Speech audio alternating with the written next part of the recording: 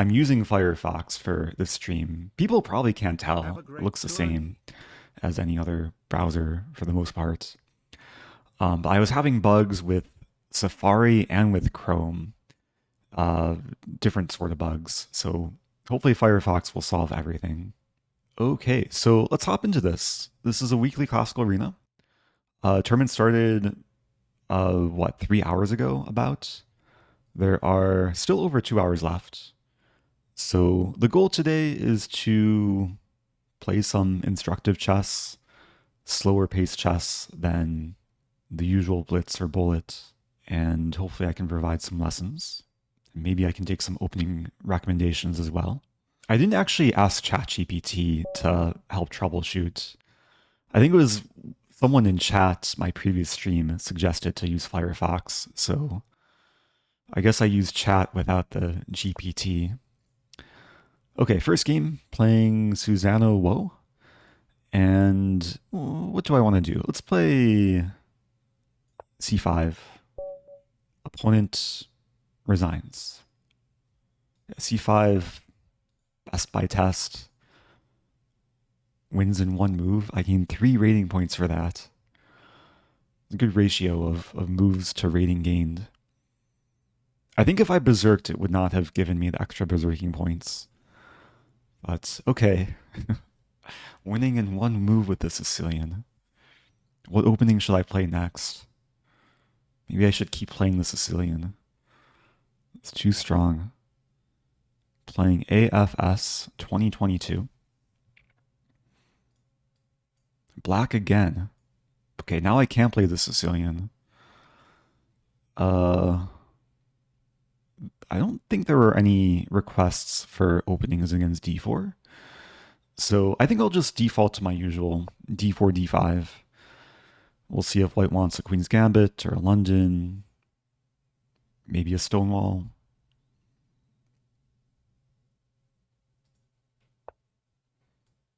Knight f3 is flexible.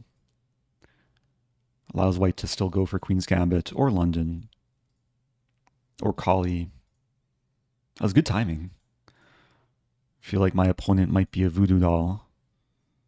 I'll play c5. This is usually what I like to play against the Colle. A reverse Queen's Gambit. Not too scared about taking. Very often, black can win back the pawn. And generally when white plays e3, white's going for either this setup or this sort of reverse semi-Slav setup. I actually have a choice here. I think usually in blitz I like to play knight c6. But if I play knight c6, there's takes, and it's some weird reverse Queen's Gambit accepted Slav sort of thing. So I'm just going to take first. That way I'm not sacking a pawn.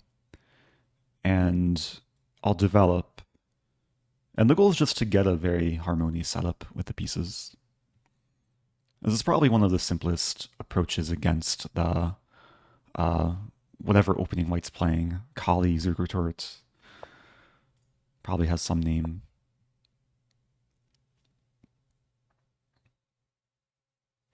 Colle's system is too solid. Why do people play this? I think the answer is in the first part of the question. It's very solid. Some people like solid openings. But I'll try and show that it's not, like, invincible, hopefully. And basically we have a reverse Queen's Gambit exchange variation. This is a Carlsbad structure. I'm missing a c-pawn, white's missing an e-pawn. Queen b3 does attack b7. I think this is okay, queen c7. Defending, preparing this.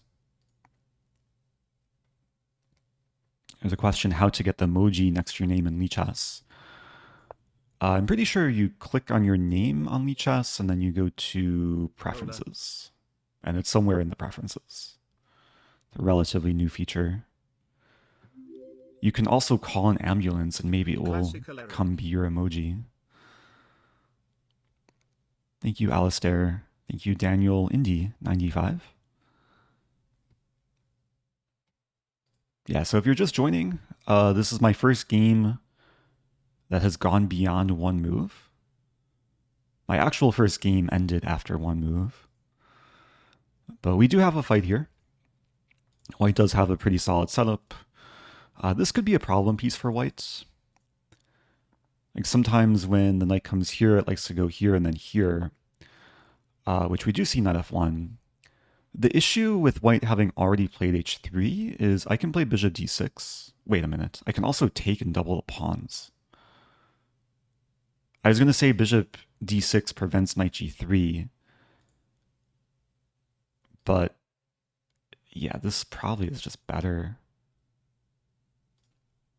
I do value the bishop pair, but I also value like better pawn structure. And now bishop d6.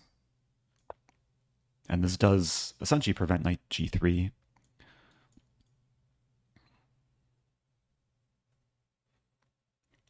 And these pawns are going to be long-term weaknesses. I can't attack them right away, but I mean, such a structure makes it so white is probably not castling kingside. And it might be difficult for white to castle queenside with some ideas on the c-file. If we imagine this and castles, I might have this move. There's also ideas of maneuvering my knight to f4. Because white doesn't have a way to control f4 with a pawn. This move is an attempt to be solid. Bishop e3. And it does reinforce the pawn, so castling might be coming next. Yeah, I'm thinking I'll start with knight h5.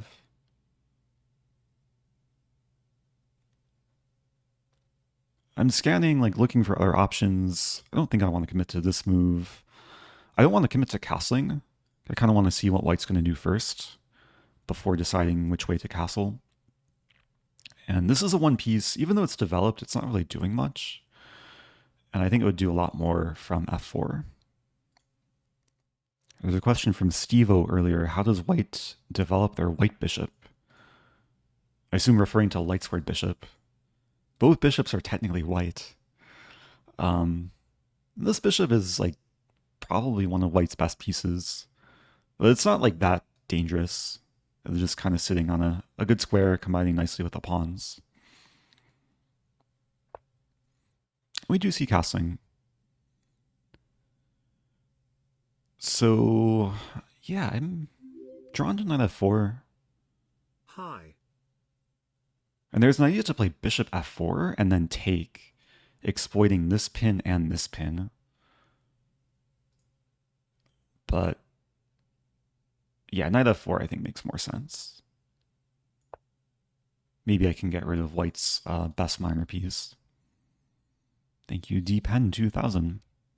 Happy 9 months. Do you have plans for the weekend? Probably. I'll probably end up making plans. Tomorrow is a title arena, which I think I'll stream. Unless I end up playing tennis, which I kind of want to do. I haven't played tennis in a while. I am back in St. Louis. Weather's pretty hot though, so yeah, we shall see. King b1 makes sense. I could take the bishop.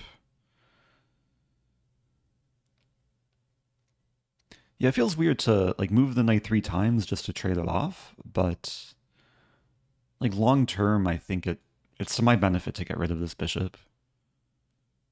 I didn't want to give white the chance to save it with bishop c2. And now still some choices. Like I want to go for this and this. Kind of a similar maneuver to what I did like on the king side. If I play this right away, queen a4 is slightly annoying. So I'm going to start with a6. Simply preparing b5 and preparing this. And probably I want to play this next. So if queen a4, I play b5. And my king is safe in the center.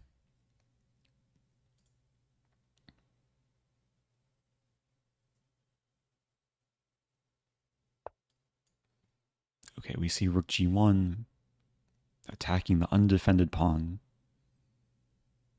I have to be careful. If I castle, there's bishop h6.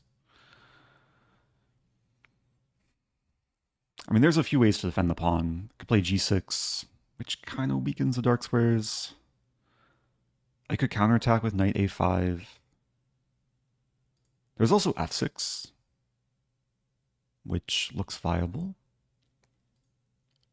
Or even f5. Unleashing the queen to defend.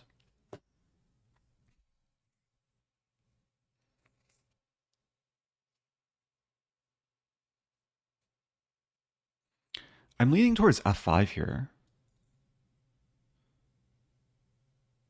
It seems a little bit weird, but I mean, pawns on light squares combine really nicely with my dark square bishop. And I restrict knight g3 because there's a fork.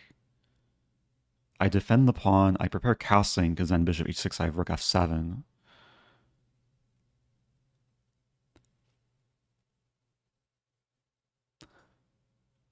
It's the only thing to consider. Let's say f5 c4 is an attempt to like, disrupt my setup. And I play knight a5, queen a4 check, b5 take. Take. I lose a pawn. Maybe I wouldn't take. Maybe I would just castle. Sack the pawn, take. And then use the open files. And I'd be down a pawn, but there'd be like massive attacking potential with the A and B files. Knight on c4. Bishop coming to a3. Potential batteries. And I don't think white has really any attack on the king side. So, okay. f5 it is.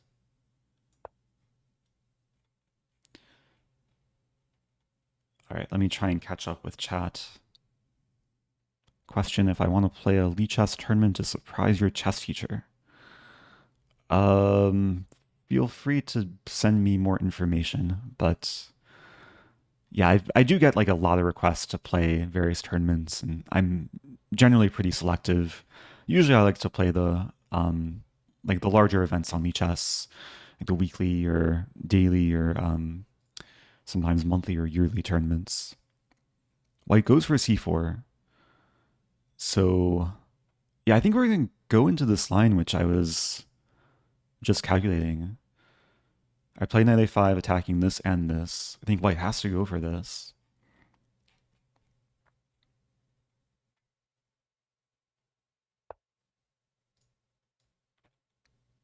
Now b5. So my knight's defended. This pawn's attacked 4 times. Expecting this.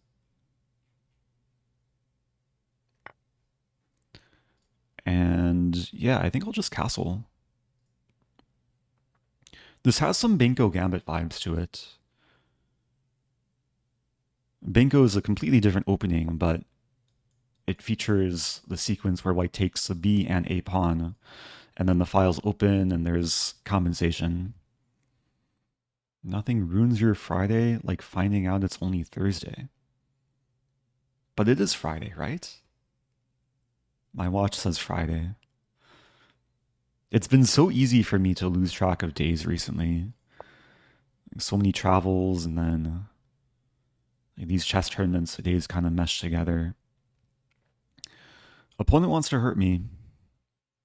I think I have to play this move.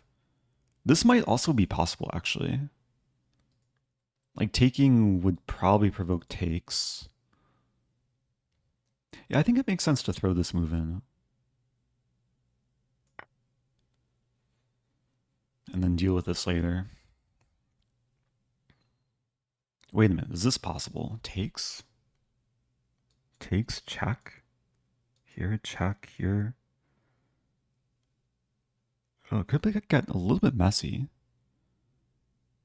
I think that's fine. Bishop g7 takes, bishop e5, king f7, rook g7, king e8, rook takes e7, bishop c7, bishop c7. I'd be up the exchange in the final position. Okay, so white retreats. So now I just hold on to the pawn.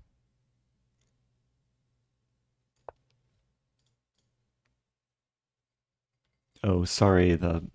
Yeah, I guess sharing my email address gets deleted. We do have the email command though. Nightbot is allowed to share it.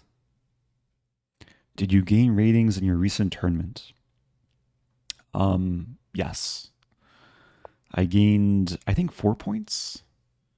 According to the website, I think it was 4.3 points. So the rating will go up slightly. Okay, knight c4. Let's calculate. Knight c4, b3. Queen a5. That looks good. Hitting the rook, the pawn, unpinning the knight.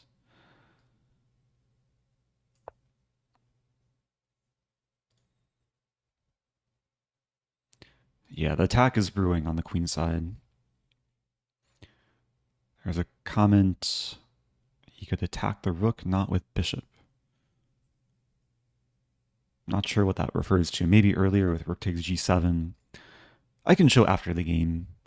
I think everything was under control.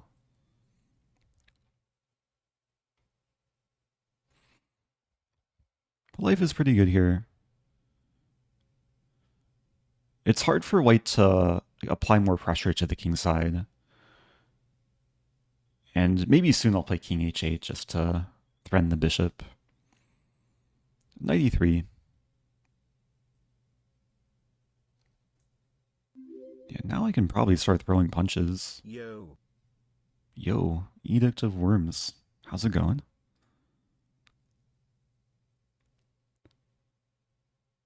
Queen a5.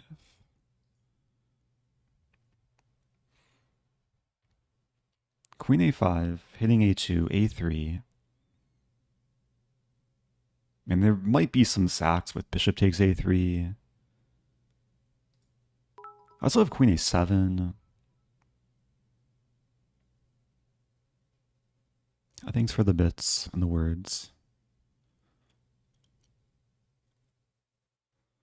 I'm taking a moment here. I'm a little bit torn between queen a5 and queen a7. I'm actually not sure which is more useful. There's also king here immediately. Let's start with queen a5. Applies more pressure to the rook. And actually, if a3, also have the option of playing b4.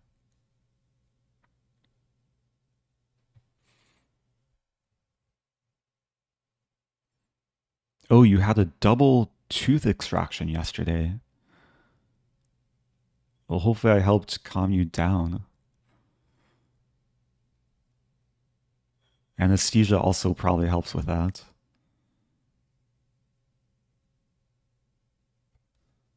Hello to HGOHVR, new follower from YouTube. 1700 because of you.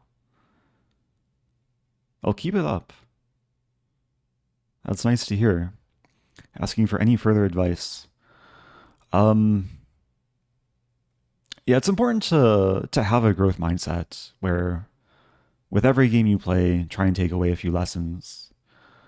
Sometimes when you like the higher you climb, the harder it is to like climb at the same rate. At least when it comes to chess ratings. So be patient.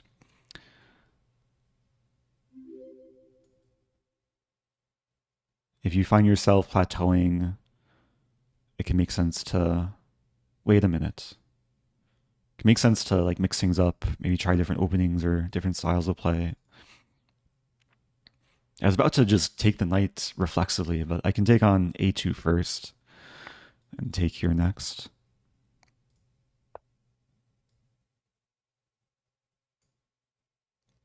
I actually have a choice which pawn to take with. Taking here preserves b4. Taking here opens the b file. Both options look pretty good.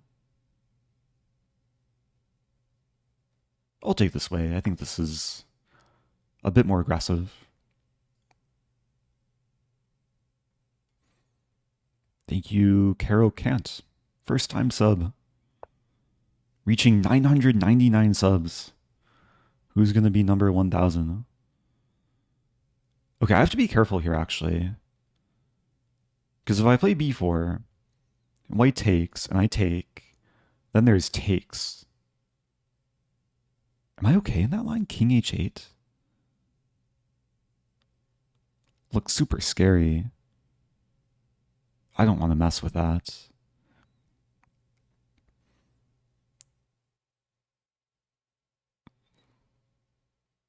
Yeah, I should probably defend somehow.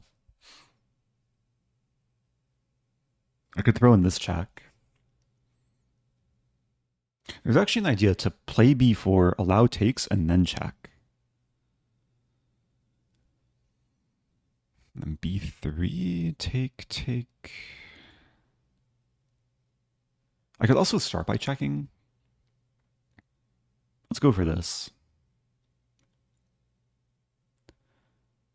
So I want white to commit to some move, either b3 or some king move. And if king here or here, I check and win this rook. If king d2, then probably b4. Oh, but then takes. Maybe bishop b4. One way or another, I should be able to convert here. Wait, the sub count is off. Nightbot says 969, but Twitch says 1K now. Well, thank you, Oleg Poliarush, who at least made the Twitch count 1K. Thanks for the first time sub. Okay, time to calculate. Bishop b4, takes, queen a2, king e3. I'd be up material, but I'd be pinned, and yeah, white has annoying play. And this is probably the safe move. This is the only issue with my position. This is a small issue too, but okay, g7 is defended. Yeah, I think I'm probably just better off playing rook e8.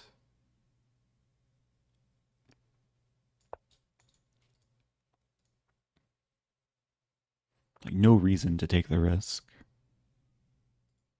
There's some discussion earlier about the rook takes g7 line. I can show it on the board after this game. Yeah, sometimes you have to defend before you can attack. The bishop's been sitting here for a while, taunting my pawn. Just haven't had the time for king h8. I'm not sure what to expect from white. Like maybe this move? Because there's this pin. But I'm ready to strike with, I mean, probably bishop b4. d5, I could play e5 as well. Do you think you are winning? Yes. I'm feeling pretty good here. Found you on, but love the instructional chess. Oh, thank you. Bioside J. Thanks for the 2 months. Why king h8 rather than g6? Yeah, g6 I think would also be fine. I think intuitively I lean towards king h8 because it attacks the bishop. So in some sense it's defending but also attacking. Yeah, white would like to create a gun on the g file, but it's just pretty much impossible. We do see d5. So this is actually tempting. I'll spend a moment to calculate because b4, I threaten to take the rook with check. And the benefit of this is it defends my rook with the queen.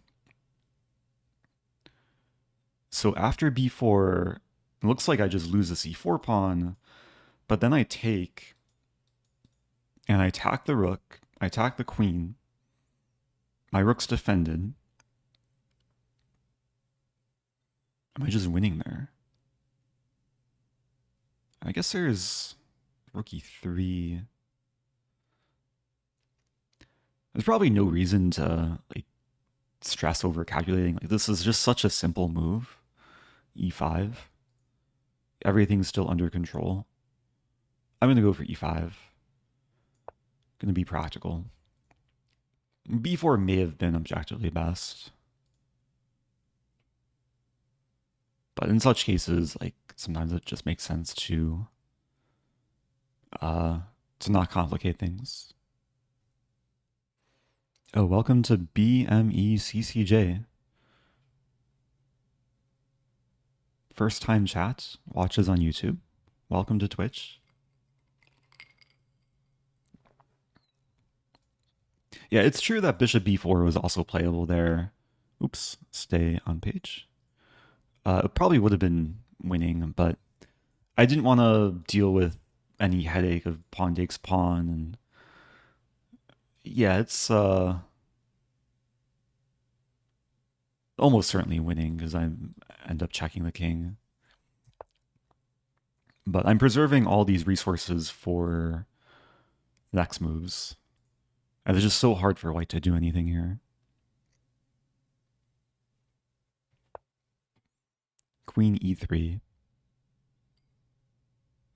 Okay, maybe white wants to come in with the queen and then take the pawn. I think now king h8.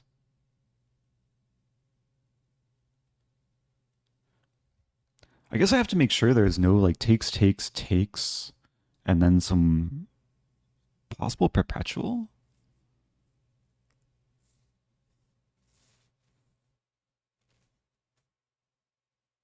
Let's be careful. And there's f4. Positionally, it doesn't look great, but it hits a queen and then this.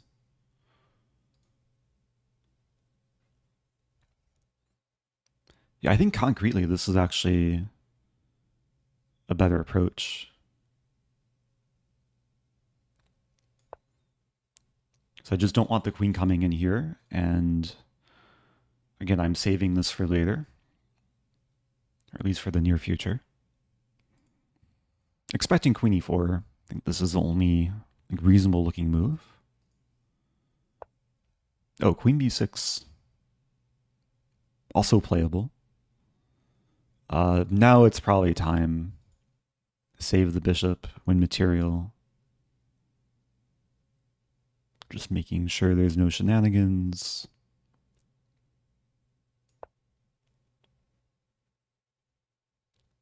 Yeah, again, g6 probably would have been fine too. Like, this is a position where there were probably like many ways to get the job done.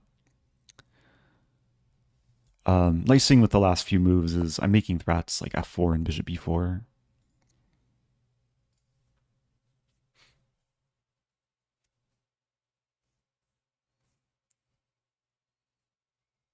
And this will come with more initiative, like takes. And whatever takes back, I'll have ways to check the king. If this game were true classical, would you investigate the complicated line more? Probably, yeah. Yeah, this time control is, like, if it were over the board, it would still be considered rapid. True classical usually have a lot more time than this. Thank you to G9GG99G. Subbing for 3 months in advance. Really appreciate that. Yeah, if you're new here or you're just returning, you've seen my content before. I did take a pretty extensive break from streaming and YouTube content. Recently got back from about a 6-week Europe trip. Played a few events, one in Switzerland, one in Norway, and I've been recovering. Okay, interesting move. I think white wants to enable the king to come back and not get skewered in future lines. I'm just going to start by taking. And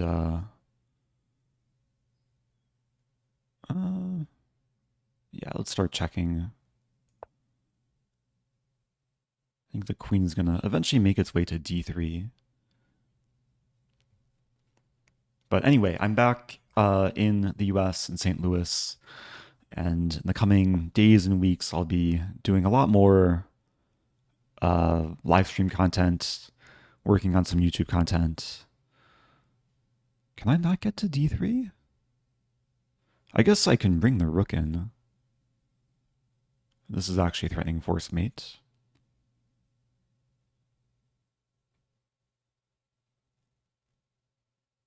Again, just making sure. Rook. Yeah, let's just go for this. I was calculating rook takes g7, rook takes g7, queen e6. Eventually white runs out of checks. I would have this, queen g4, king h8. And yeah, meanwhile, I'm threatening mate in 2 with queen a1. Wherever the king moves, I have this move. Now this isn't force mate, but it's pretty close. Because I check. If this, it's mate. If this, I pin and win. Nico Chessmaster says, I'm playing in the tournament next week and still don't have anything versus c4. Got any tips? I mean, there's a chance that you'll play the tournament and not have to encounter c4. Because e4 and d4 are still more popular. But I think the first question I would ask is, what do you play against d4? Because very often, okay, depending on your repertoire against d4, you can maybe play something similar against English. Like for me, I play the Queen's Gambit declined, and against English, I play e6, d5 in most cases. Okay, this is a pretty smooth game. Hopefully instructive game. Shows how to crack what was an attempt at a solid opening. I think white went wrong with knight f1. But already the position is a bit more pleasant for black. Maybe white should not have played h3, just to preserve knight f1 to g3 for later. Even here, like maybe knight f1, make sure the queen supports the knight, and then later play knight g3, h3. There's another question if I gained or lost rating over the course of my tournaments. In Switzerland, I lost half a point, and I guess 1 point according to the FIDE rating list. And Norway, I gained 4 points. So I had a net gain of 3 points for my summer tournaments, inching my way closer to the Grandmaster title. I think on the next rating list, I'll be like almost the same rating as Levy. I assume Levy gained his most recent tournament. Was there anything more to analyze in this game?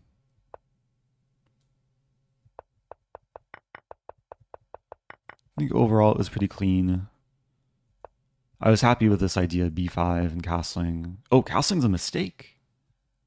b6. Oh, wow. Wait, how does this work? Queen takes b6? Is there queen d... Yeah, queen d7, hitting this and this. And obstructing the defense. Wow, so how does black survive? Do I have to take? Oh, let me change my settings. I have to play queen c4. And it's like close to equal. So black should take on b5. Okay. Taking king f7. Interesting. Again, if this were like a much longer classical game, I'd maybe explore these lines more deeply. That's easy to overlook, though. Question if I played Levy recently. No. We did do some training games before Spain, but that was back in like May or June. So, let's move on. Oh, there's one person asking what to play against the English, but I'm not sure if they answered the question of what they play against d4. Nico Chessmaster. Yeah, so just to show, like, if you have no idea what to do against this opening, let's say you play the Queen's Gambit declined, you can play e6, d5, and very often you just get similar positions. If you play King's Indian, you can just play King's Indian setup. Same thing with Dutch, like f5 is playable. If you're an e4 player, then e5 is also completely fine. I sometimes like to play a reverse Grand Prix attack against English. So yeah, a lot of different approaches here. Maybe I'll encounter the English in one of these classical games. Oh yeah, we don't have a follow age command, but yeah, apparently if you click on your own username, maybe you can see how long you've been following. Oh yeah, if you play Queen's Gambit Decline, then yeah, probably e6 is the easiest approach.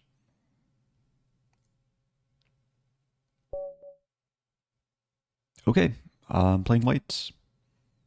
Play e4. There were opening requests earlier, but I kind of forget them, so I'll just play one of my favorite approaches against Caro-Kann, the two knights attack. I know people were, or at least some people were asking for a Caro-Kann, but here I have the white side of it. Bishop g4 is probably one of the more popular lines. Play h3. And I get the bishop pair. Very often black will still get a solid structure. Knight d7 looks like a free pawn. Unless this is some weird, like, crazy gambit, but I'll accept.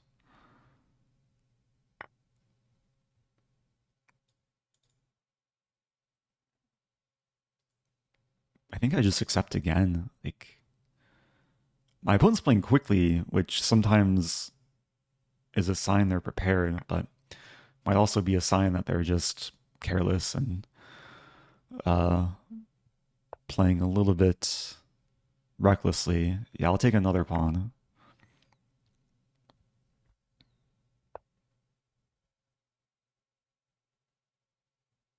I want to develop my bishop. But I also want to just go for the kill, like this move and this move. And knight b5, there's rook c8, knight a7, rook c2. Okay, I'll go for bishop e5 first. Maybe look to play bishop g5 and pin both knights.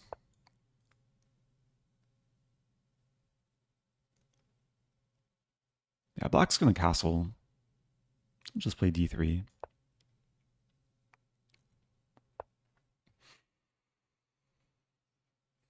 Yeah, this doesn't really have any venom to it. So I'll just castle and be up 2 pawns. Rook b8, I retreat. Eventually I'll complete development.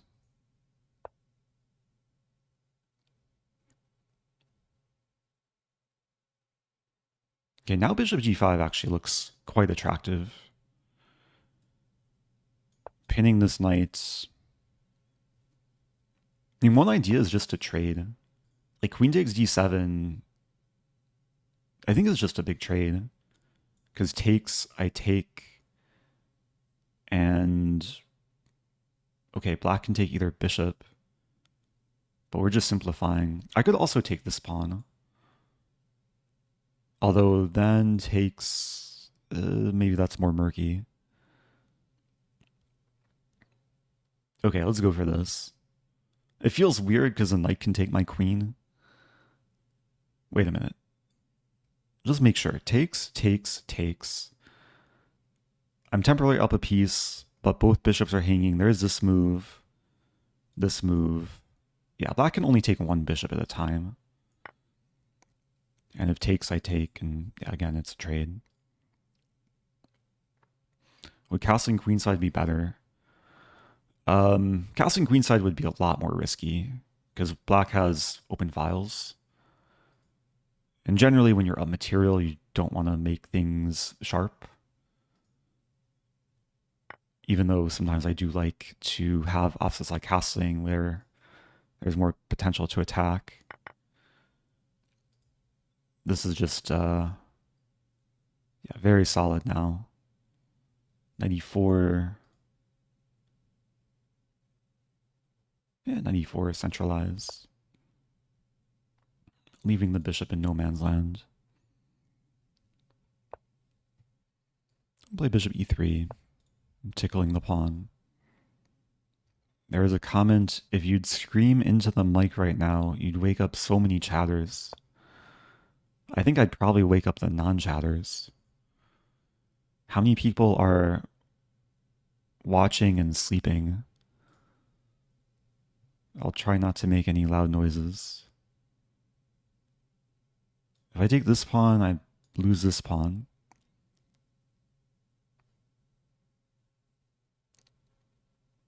Probably just b3. With both of us having dark square bishops, I do want my pawns on light squares. Okay, now the bishops are going to be traded, but I don't mind. Look to play d4 next. Restricting the knight, preparing this.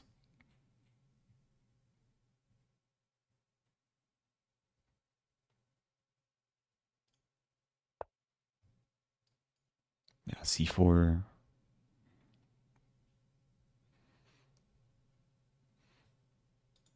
I do get a lot of comments that people watch my streams and videos to fall asleep. So screaming is probably not the best approach for such content. What to do with this knight? Knight c3. Hey, it's Irene. Yeah, how many people are watching from Asia?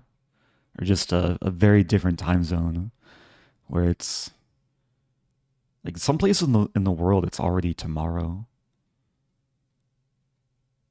Asia, Australia.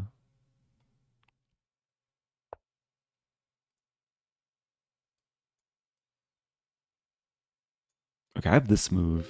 Attacking, attacking, defending. Hello from 1 hour into the future. Let's do it. Hey, it's Axer Typo. Oh, who's in probably Eastern time if it's 1 hour later than me. Yeah, welcome to everyone in the future. I'm trying to catch up. Oh, got Japan in the house and Austria, which is not quite as futuristic as Australia, but maybe close. 94 is maybe coming.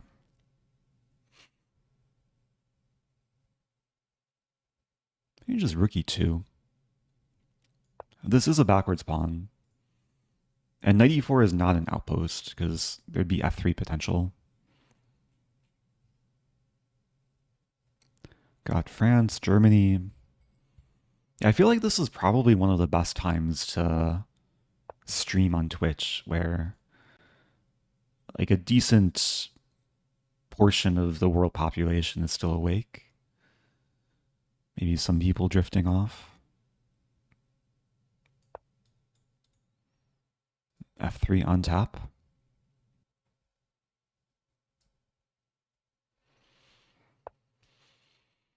Yeah, black is over defending.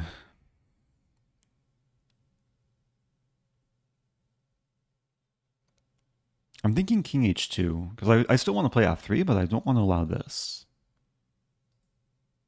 Could also like gradually expand. Probably a lot of fine approaches here. I'll play king h2.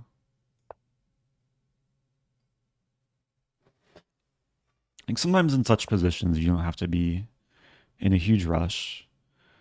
And now, yeah, this seems to win more material.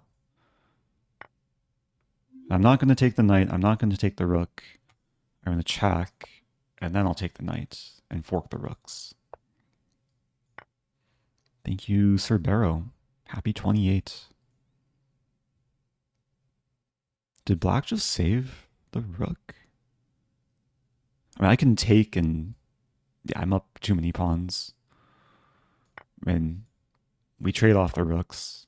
or black mouse slips and makes life slightly easier for me. Okay. Yeah, I think black intended to take, but yeah, the king pawn ending is quite winning. I'm going to take a small break.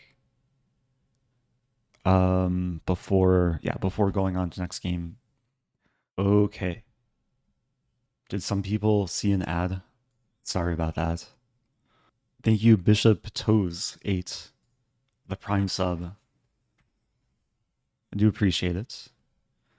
Yeah, if you're a sub, you do get ad free viewing. But we're back. Still over an hour left of the tournament. I think I'll likely play the rest of the tournament. I mean, that might only be a few more games. Playing Fidig. Oh, we have a bird opening. Oh, what do I want to play against this? Let's play something hyper aggressive. The Franz Gambit. Maybe it will transpose into King's Gambit. Wow, Knight f3. I don't think I've seen Knight f3 before. So white's the one that's gambiting. Now it's a question, do I actually want to take the pawn? Or do I want to play e4? Honestly, e4 looks better.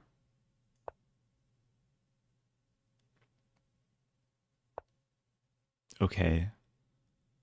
Opponent's being too kind. Way too kind. I'm not mating, but I've taken away white's casting rights. I'm up a piece.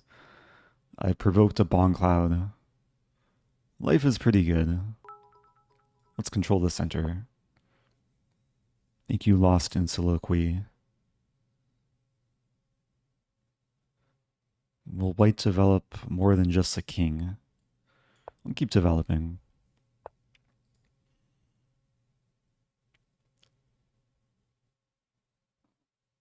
It already feels close to mate. Like the king is a bit boxed in, looking at funny lines. I should really just keep developing. Knight c6, maybe eventually sack. Like if I have a rook on e8, then knight d4 would be checkmate. So how do I achieve such a thing? I gotta get my king castled. I should really not take too long here, but it's a fun position to ponder. How about bishop c5? If d4, I'll take it. And take, and the king will go for a walk. Oh no, my bishop. So I'm giving back the piece. Sometimes generosity can be met with generosity. But my opponent's not taking it, so clearly being more generous. I'm dreaming of this check, c4 en passant, which is almost en passant checkmate, but there's knight c4. So what to do? I mean, I could take on e3. d4, could castle. Okay, I'll castle. Get the rook involved. Thank you, Pursoon. Happy 4 months.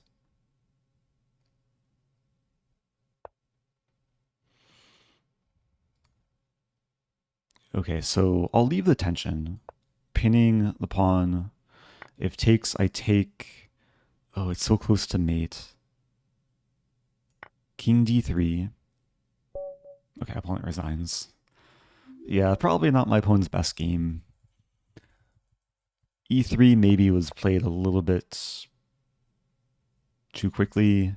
Maybe they were just trying to default to an opening setup and weren't paying attention to what I was doing. The best move here is to take. Some players do like to transpose into King's Gambit. Oh no, my checkmate. Yeah, I mean, the position was ripe for a funny checkmate. Maybe next time. Okay, Next opponent, playing Abdel Hamid. What to do? Bit higher rated. Let's play Sicilian. I played the Sicilian my first game, and my opponent resigned in this position. I imagine this game might be more of a fight. D3. D3 is a sign that white wants to play a King's Indian setup. I'll start with G6. Going for a dragon setup.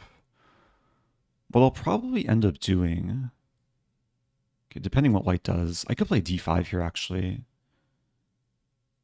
Exploit the fact that after takes, there's no knight C3. Yeah, let's go for D5. Interesting. White's playing quickly. Not a setup that you see so often. I'll just play natural moves.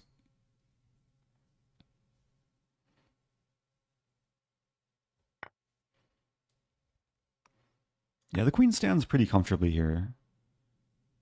Can't easily be hit. Knight d2. I could maybe start applying pressure to d3. I could also play e5, attack the bishop with tempo.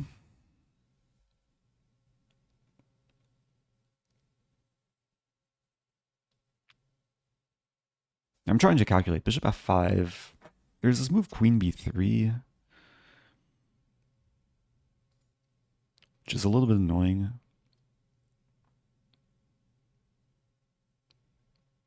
E5 first.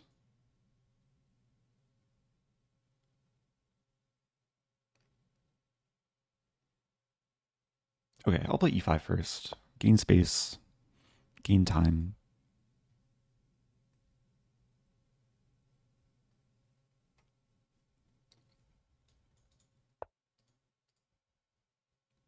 I'm still considering this. Queen b3,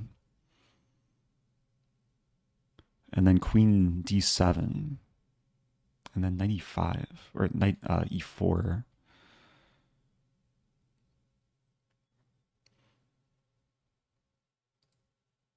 Also, c5 would be undefended there. I might be better off like going for b6, or just completing development first and then deciding what to do with the bishop.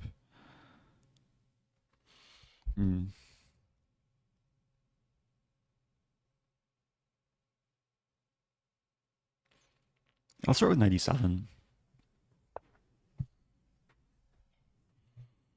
And the plan is really just to complete development and then later apply pressure once my pieces are optimized. Oh, Lichess tweeted this stream, really? How many people are like coming to the stream because they saw the Lichess tweet?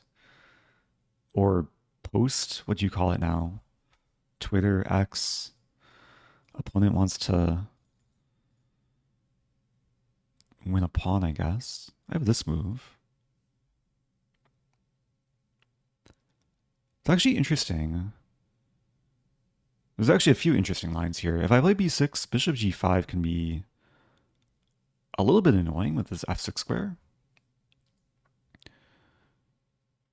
So I'm looking at the move pawn f5.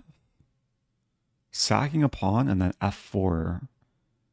And is that winning a piece? Bishop's attacked. Tied down to defending the knight. c4 would be a counterattack, but then queen d3. Queen d3, knight e4. Oh dear. Okay, let's calculate. f5. Knight takes e5. f4, c4.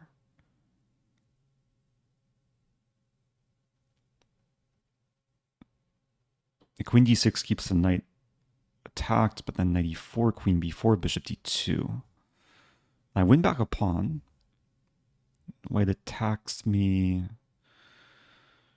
So my pawns would be like this. White would have the outpost on e4, but I'd have a bit more space on the king side. Also have the d4 square.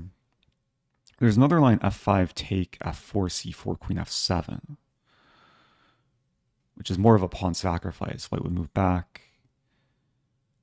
And then, do I have compensation?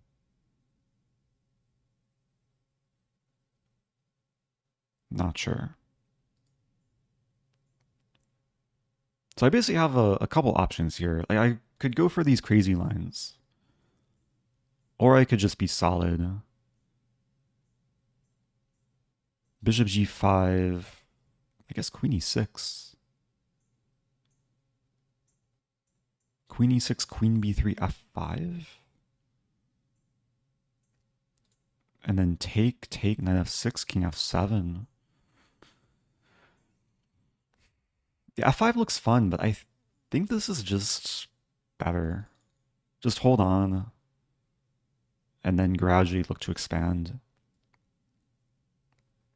Oh, there is another move to at least address, bishop h6. If I take, I get forked. But I think if bishop h6, I just castle. And that should be fine.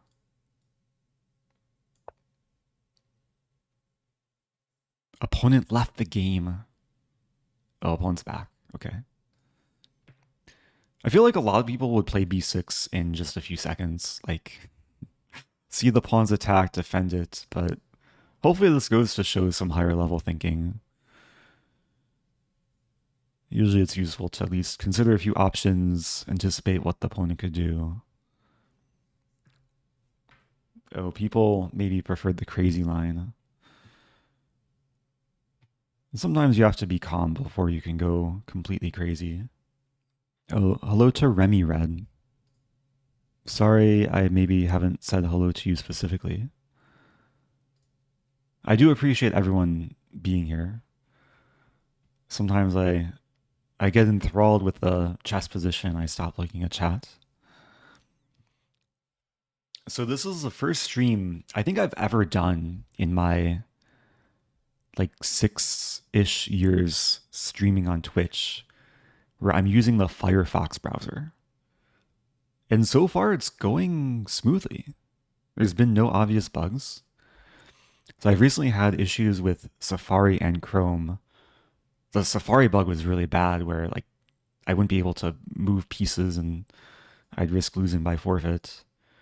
And the Chrome bug was also annoying where like I'd move the mouse off the board and the whole window would shake. But this seems to be quite stable. I'm not logged into Twitter on Firefox, so I wouldn't be able to like easily retweet. I guess I could do it from my phone. I really haven't used Twitter like in a long time. Haven't been super active on the other social media platforms.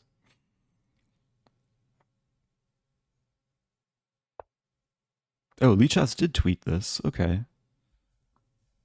Eric Rosen streaming the weekly classical arena. Thanks to whoever put that out.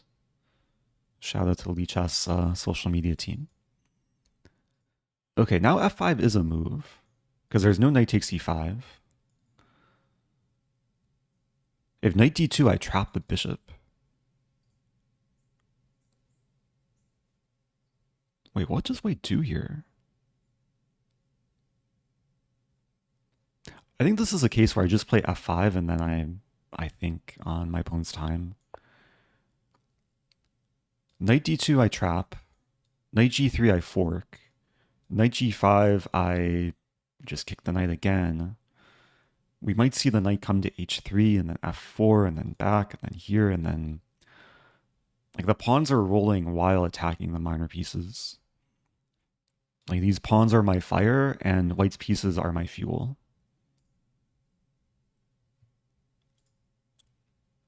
White could try and counterattack, but then yeah, the queen should have a square.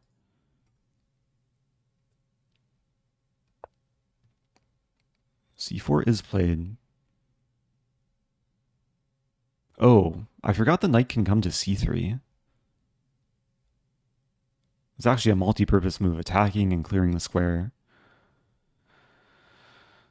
Do I play this and try and provoke knight g5? Yeah, queen f7 is actually, I think, a decent square for the queen. Wait, no, knight d6. Wow. Let's not blunder a queen. Hi Eric. Thanks for I another should month of probably great retreat. content. d7 or d8? Leaning towards d7. f6 is controlled, so I don't get forked. And the bishop's planning to go here anyway, so I don't mind like blocking the bishop a little bit.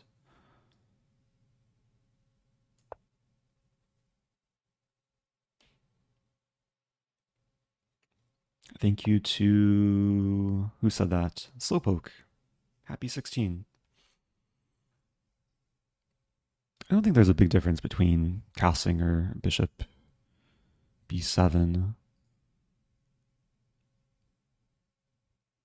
Another case where I probably shouldn't take too long.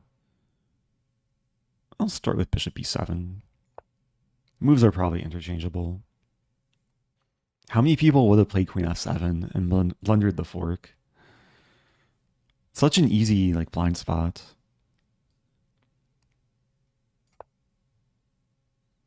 So I still have ideas of expanding on the king side. It's actually a pretty harmonious setup here. Pieces have nice squares. Like d4 ideas. Seems like white wants to trade and just have a bit more room to breathe. I'm probably okay with that. If takes, I take with the knight, unleash the bishop.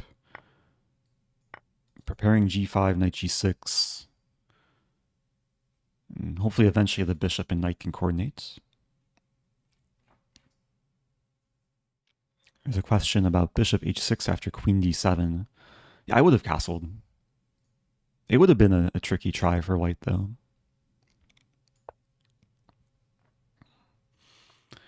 Okay. There's still some fuel for my fire. Like g4 gets initiative. I think I'd rather start with knight g6. But g4, let's say takes knight h4. Calculating queen here. Yeah, I think it's a case where I can just be patient.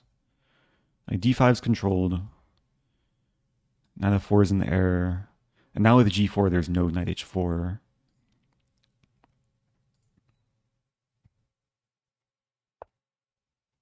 Rook d1. Okay, so g4 takes. The drawback of playing this, at least from the black side, is I'm giving away control over e4. Like once the knight moves, let's say h2 or even d2, then there's going to be a knight planting itself on e4. So I think I'd rather just keep building up. And this looks nice. And we're probably going to see this move. Oh, but if rook e1 then takes g4, like maybe the tactics can start flowing with this X-ray vision. Yeah, this doesn't concern me. I mean, I could take the pawn. There's a lot of choices here. Calculating this, takes, 91. And there's also takes g4. But I could also just take and, yeah, this knight is attacked.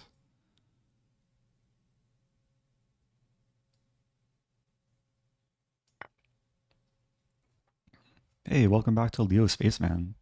28 months. Welcome back to Metcram also. Yeah, if you're just tuning in, I late joined the weekly classical arena. We'll probably have time for a few more games after this one. And this is beginning to look really, really good for black. I finally won material. The knight doesn't seem to have a great square. If knight b5, I trap it. Knight d5, I win another pawn. Knight b1, then we can set up for the next game. And once the knight moves, there's not going to be these same knight e4 ideas. Like once I play this and take, I think this is a key defensive resource for white.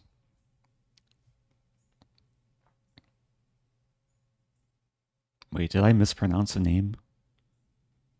Oh, there's a 30 Rock reference. I've never watched 30 Rock, so I don't quite get the reference.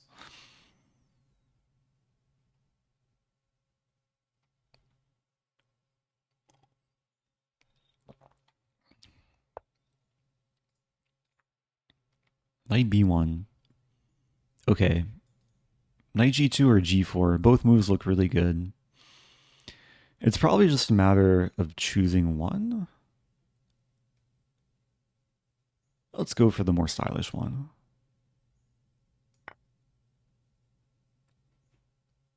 A bit more direct. King g2, I'll play g4.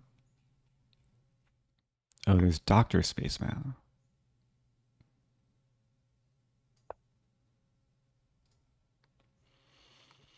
Okay, so I'm going to win back the knight.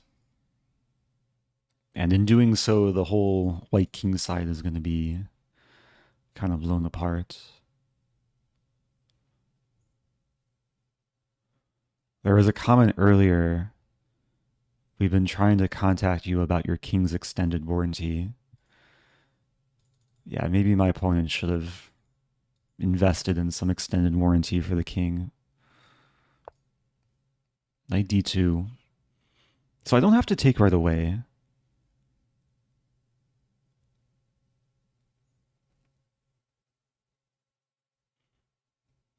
I can leave the knight to marinate.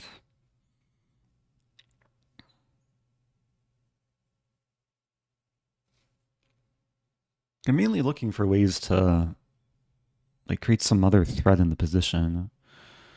Like maybe white wants to take in knight e4. So maybe I should take.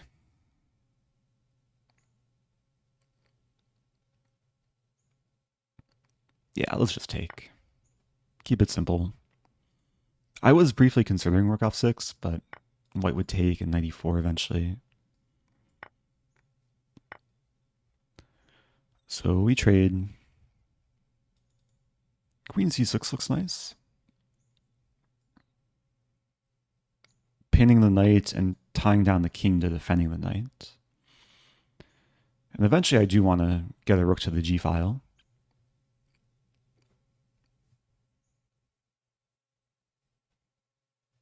Have you ever played Settlers of Catan online? I have. I've also played OTB. Learned to play a few years ago. It's a fun game.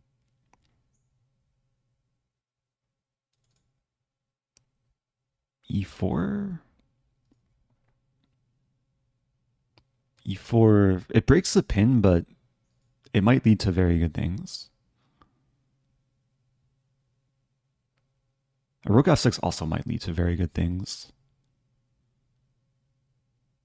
Let's start with this. I think this leads to better things. Knight still pinned. This is a massive threat. Not sure what to expect from white. Like, this might be the best try to over-defend the knight. But then, yeah, rook here, e4 coming. Life is pretty good. Oh, I forgot to retweet Lichess's tweet.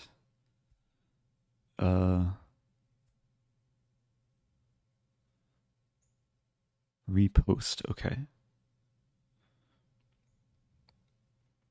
It's probably my first activity on Twitter in a long time.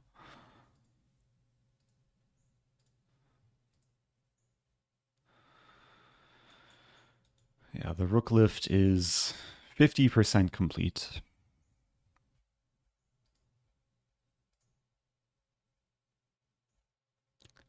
I might win the game without needing to touch this rook. It is there just in case. Like, if this rook didn't exist, I'd probably be losing. Or maybe it would be more interesting.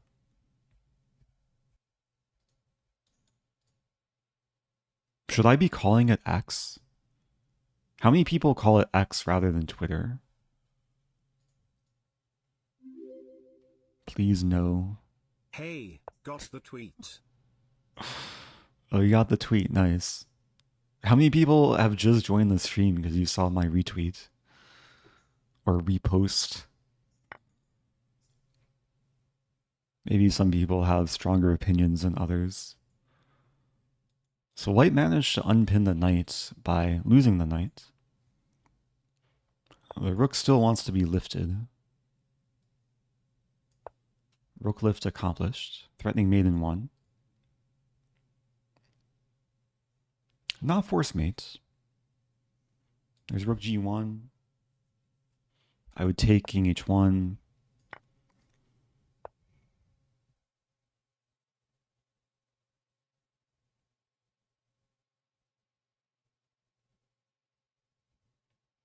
Yeah, what's the cleanest win? Check.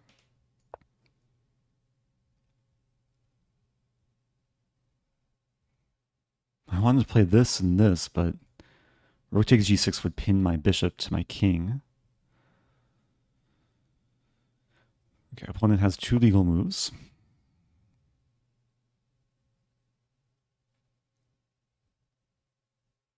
I might actually have to use this rook, as much as I don't want to touch it.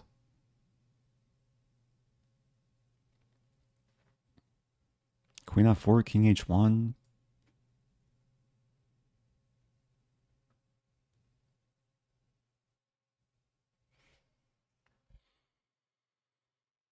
Okay, I guess I'll play rook g5. Allow c5 check.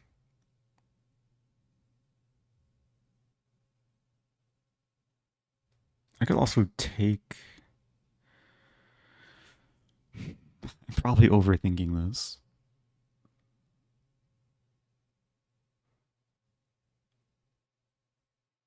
Rook g5. Okay, let's do this.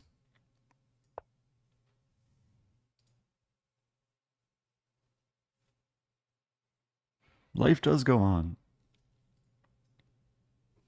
I have anything better there?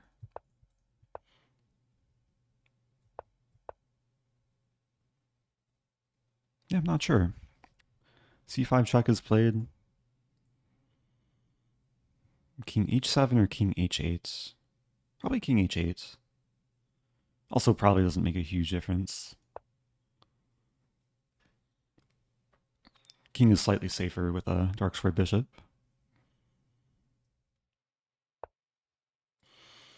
Okay, white's doing something.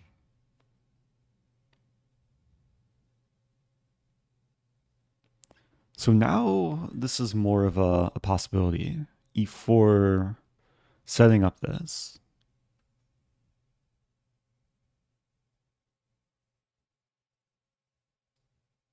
It might as well.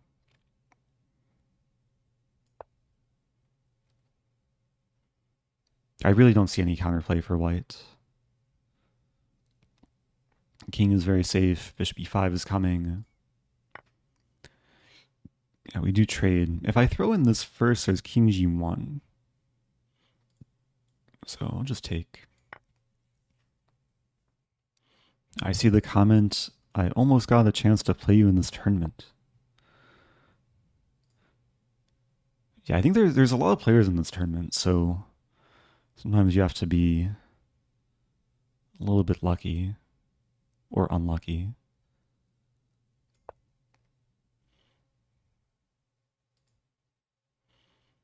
Okay, mate is now unstoppable.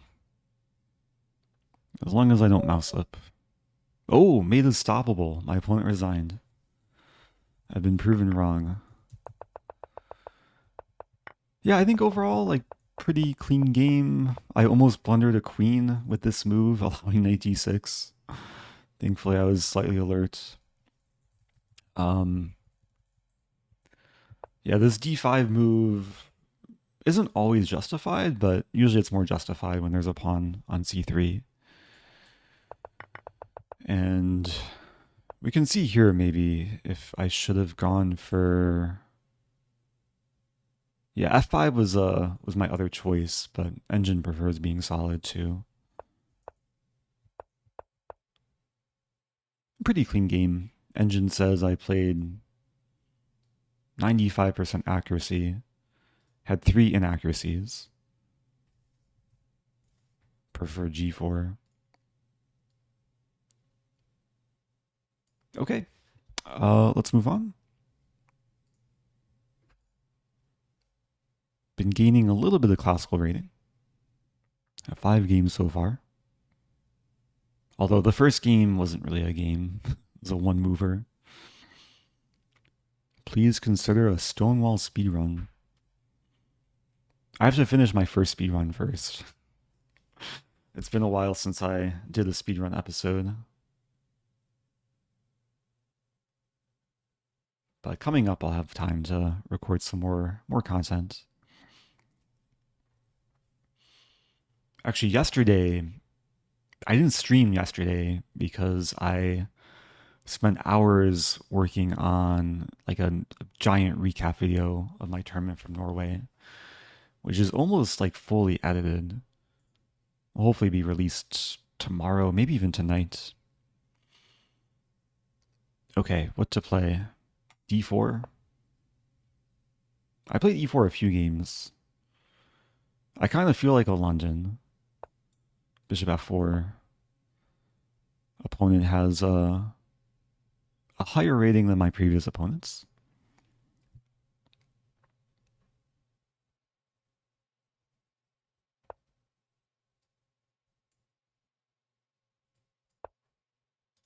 Maybe we'll get some mainline.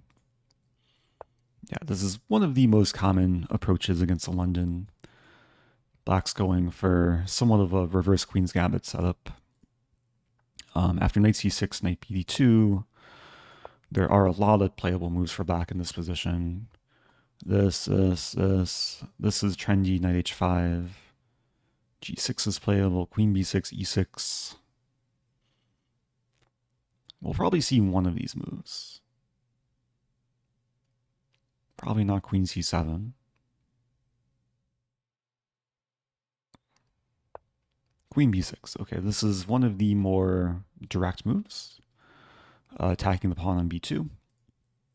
And this is actually a reason why I played knight bd2 is my rook has more mobility. I can play rook b1 in this position. And this is still theory. Hitting the queen, bishop b5. It could get very sharp depending what my opponent does. Thank you, Spumoni Ice Cream. Happy 54. Yeah, this is definitely risky for both sides.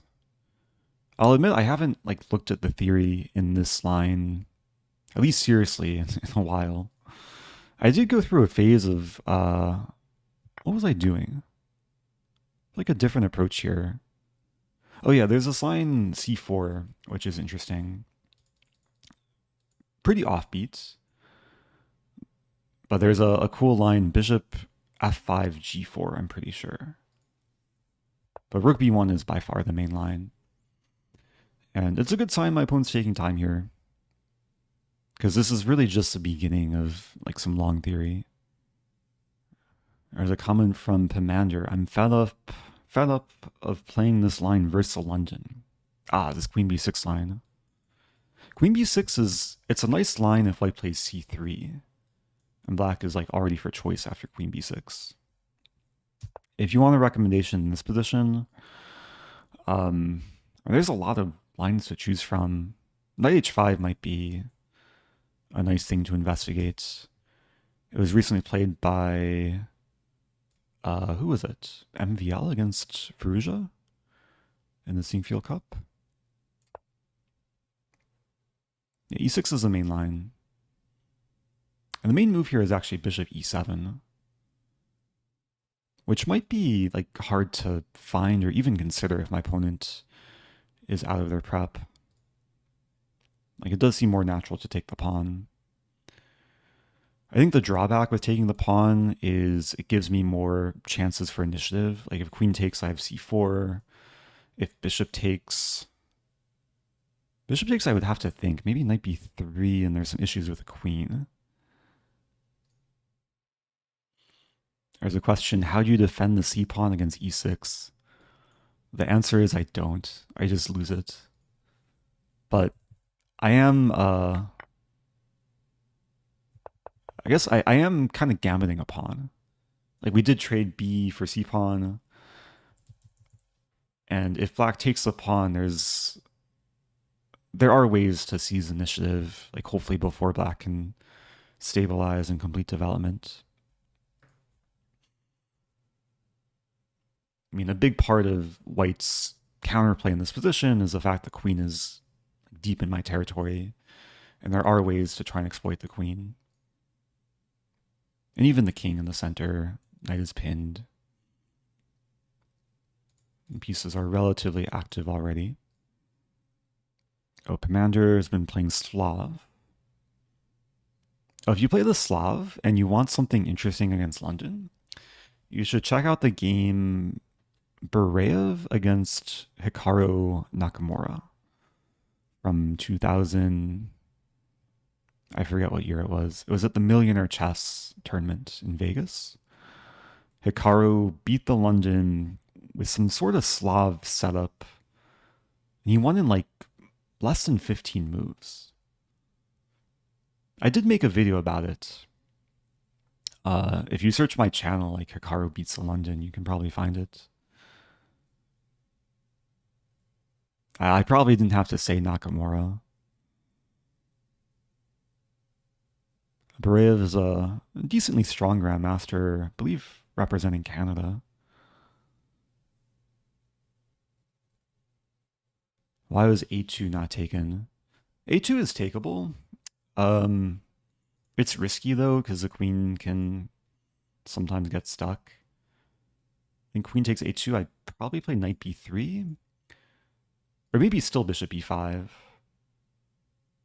There's ideas of like eventually bishop e5 and rook a1 to trap the queen if it commits to a2.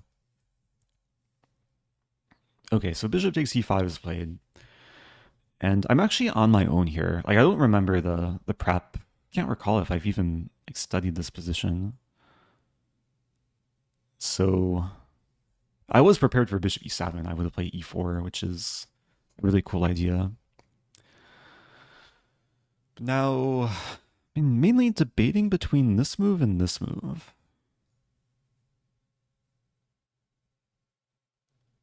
I guess I should start with a more forcing line. Bishop e5. Couple options for the queen. The nice thing about this move is there's lingering ideas of taking the knight. And once the queen moves away, like c4 can come. And when I play c4, I'm threatening to take and really destroy black's pawn structure.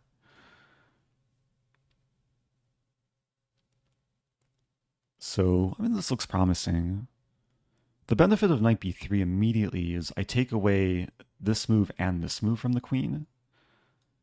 And I'm also hitting the bishop, so yeah, maybe I'm setting up some way to maybe trap the queen. Not sure though. The queen can be hard to trap sometimes in these positions because it has access to b4.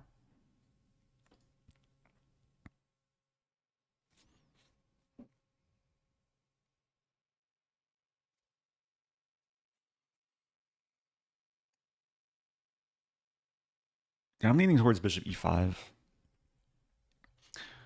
This looks very risky. Like I might have some tactics with knight b3. I would expect queen a3, c4. I'm calculating bishop e7.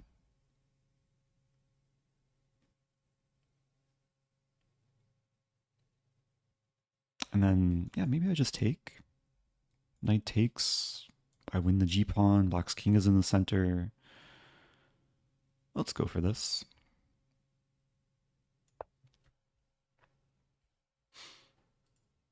I'll have to check after the game if there's something even stronger.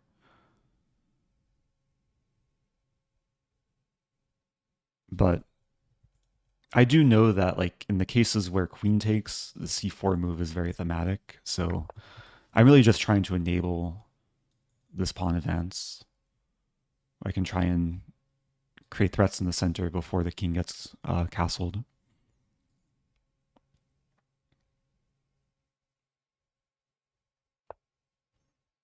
So queen a5 is played. Yeah, I definitely want to take a moment here to calculate this. Don't think I'm winning material. Like queen b6 might even be playable. And this doesn't work because queen takes b5.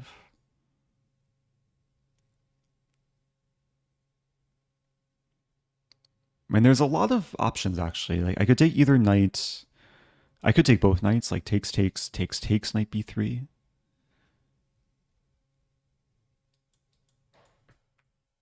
Get a position where I'm still down a pawn. I only want to trade everything if it's good for me, but probably better off keeping pieces on the board.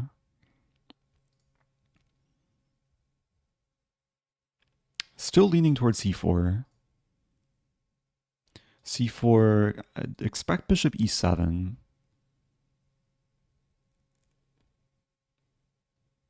And then knight b3. Knight b3, queen d8. Knight d4, bishop d7. Let's start with this. Welcome back to Merlin. Happy 26. Is giggity a valid Scrabble word? I feel like Axer Typo would know. It's an interjection, but it might be so new that it hasn't made the dictionary yet.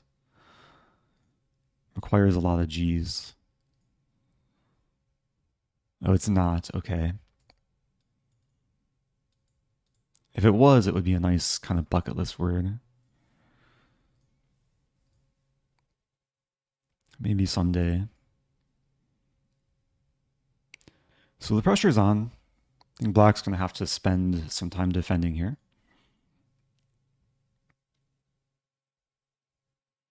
I'm definitely not trapping the queen anytime soon. Queen d8.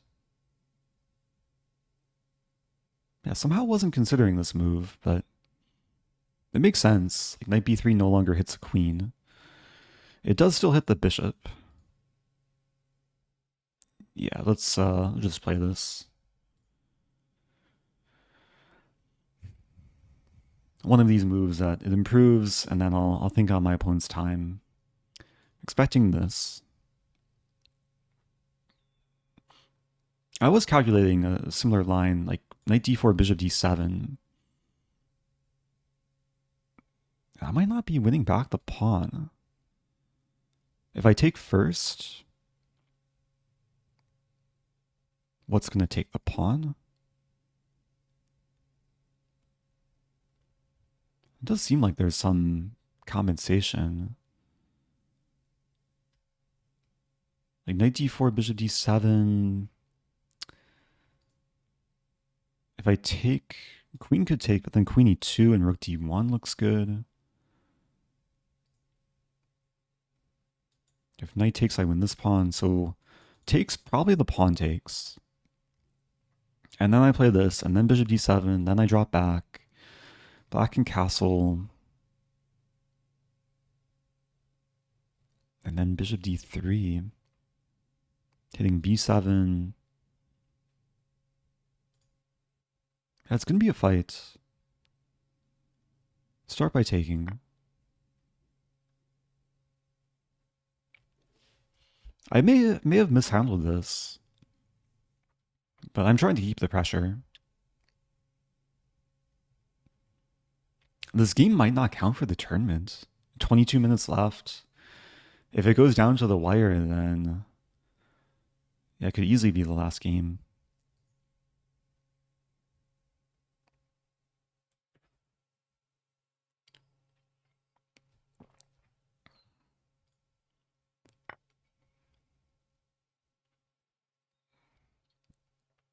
I don't have to play this, but it seems like the most straightforward move. Bishop d7. Oh, there's... Oh, no, I don't have this because queen a5. Any other ideas? I'm going to play this. Bishop d7, trying to calculate knight takes c6. Because if pawn takes, I play this, threatening to trap the rook, which actually looks quite strong. And bishop d7 takes, bishop takes. And then I can keep initiative with takes, takes, queen a4. And this is a massive weakness, which would be... What?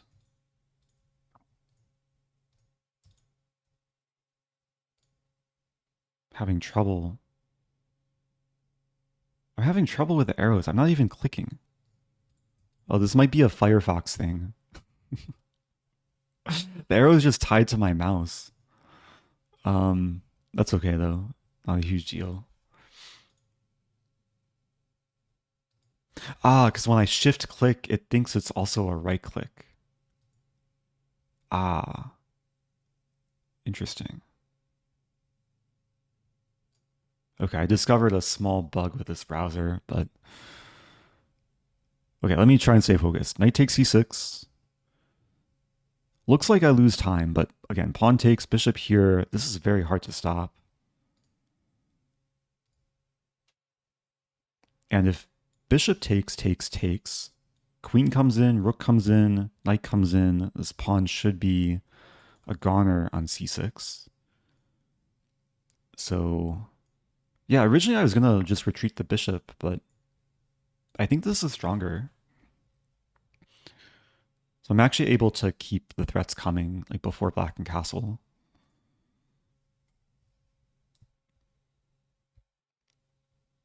Maybe I should calculate this a bit more. Takes bishop here, queen a5, bishop here, rook d8. Not happening. Okay.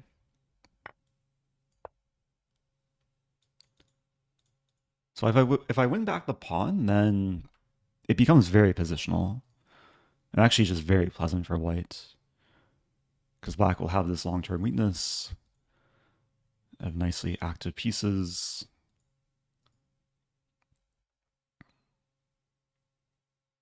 I really don't see how black's going to hold on to the pawn. It's pinned, there's no defenders. So easy to attack.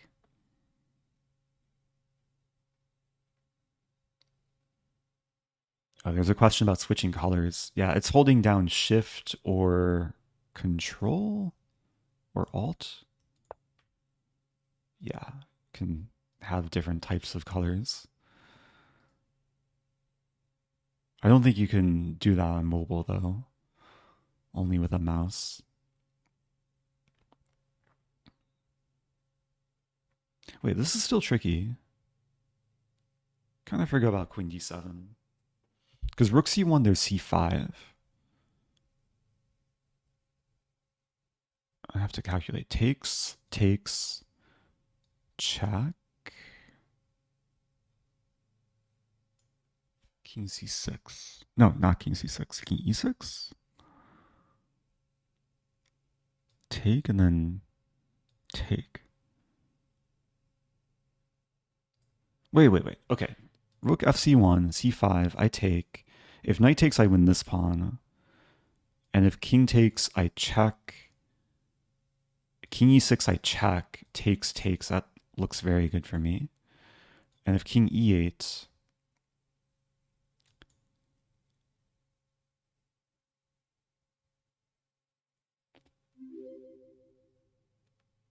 I imagine I have something there. One more time. Rook c1, c5, take, take, check. King e8. So holding on to the bishop. I take. Pawn takes. Maybe I maneuver the knight. Maybe I just go after this pawn. Yeah, I should win back a pawn with a good position.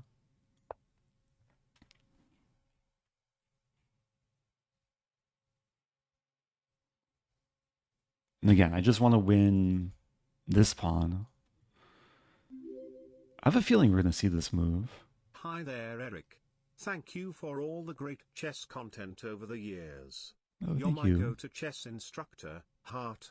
Thank you, Booty Snatcher.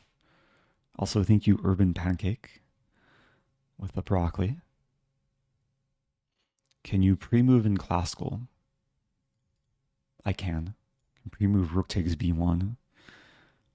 Can I pre-move rook takes g1? I can. But usually I don't pre-move in such games. Over the board classical, I don't think you can pre-move. Maybe you could try, though. Have you played Pia Crowning? Yes, once. It was the Gibraltar Battle of the Sexes 2022, I believe. It was a good game. I managed to win. Like, pretty clean game on my part. I didn't play her in the recent tournament in Norway. But she had a good tournament. I think she won the top female player. Okay, let's cash in. I don't mind the queen trade. You can pre-write moves. I think it's not allowed to write the move before you make it, unless you're claiming threefold. I remember like when I was just starting out in Scholastic tournaments, I would write my move down before making it because it helped kind of slow down my thought process. I'm pretty sure that's no longer allowed. So this could still be a grind. It takes and takes. And the nice thing is this pawn is going to be stuck on d5 for a long time. So I'm controlling d4. And I think it's very likely if I want, I can trade bishop for knight and maybe in some cases just win the pawn.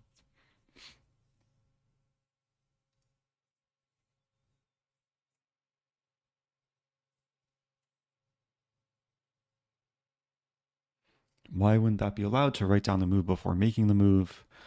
I think because, like, if you write the move down and then there's a spectator who sees the move that you wrote down, they could maybe give you a sign whether or not to play it. Like, there might be some questions about fair play. Oh, it's Bali saying, "Hi, Eric. I joined my first ever classical over-the-board tournament, 90 plus 30. Any tips on how to adapt from faster online time controls?" It's good to play some like training over-the-board games and try and simulate a tournament situation. If you can find a training partner, doesn't have to be a 90-30 time control, but even like 30 minutes with 30-second increment, just to find the flow, kind of get the feel of taking more time per move than an online rapid chess. Do you still recommend playing the Budapest in 2024? It depends on maybe the player and the level, but Budapest is still like a tricky weapon. Maybe these days players have more information online of like how to deal with it. But I think it's still an opening that you can get away with and get fun attacking positions with. And one of the drawbacks of the Budapest, though, is white doesn't have to go into it. Like if they play d4 and then knight f3 on move 2, you do need like another weapon. So it should not be your only opening that you know against d4. But it's definitely a fun weapon, especially for blitz and fast time controls. Queen f5. Black avoids the queen trade. And everything's defended here. If I take, bishop takes, the queen defends the pawn. I want to play this, but then rook c8 is a big issue. I want to play this, but then I lose a bishop. So, what to do? Maybe rook d1.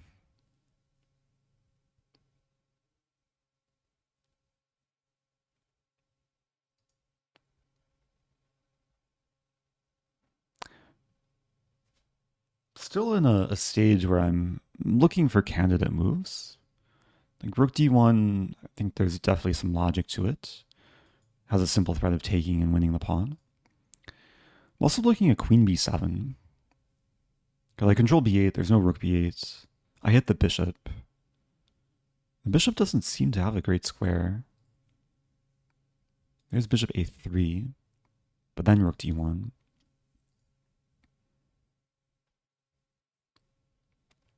Yeah, let's go for queen b7.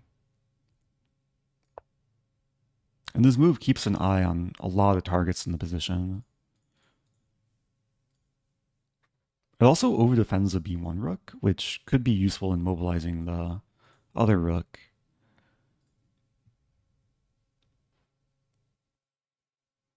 Like if bishop a3, I could maybe consider rook c7. I really haven't been following the Sinquefield Cup games today. I glanced at them shortly before I started streaming. Maybe I can take another glance once this game finishes. Do you think socks will be banned in future tournaments? Yeah, there was a scandal recently. Someone was hiding a phone in their sock. But I don't think the sock is a main culprit. It's more the phone. But it's not really an area of expertise. I think socks are, they probably do more good than harm. But probably it's worth like tournament organizers having like decent metal detectors. Actually, I played the tournament in Vlissingen back in 2016. It was one of my first European events. It was a nice tournament, nice town, nice beach. I saw some fireworks.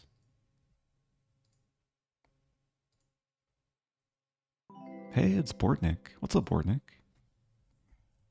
Shout out to Bortnik. Hope you had a good stream.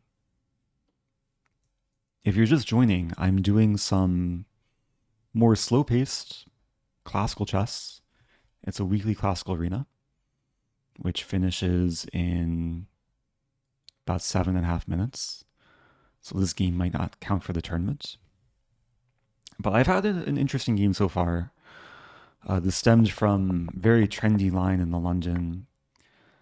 My opponent didn't seem super well prepared. I got some early initiative. I eventually won back the pawn I sacrificed. And yeah, life is pretty good here. I'm doing my best to keep up with chat. Some discussion about socks, and now Hans. Hans is now, what, like top 20 in the world? Been on fire recently. There's a question, was rook b7, rook c8, rook c7? Ah. Actually, maybe, yeah, maybe that was possible. Not something I considered. But it would prevent me from losing the game.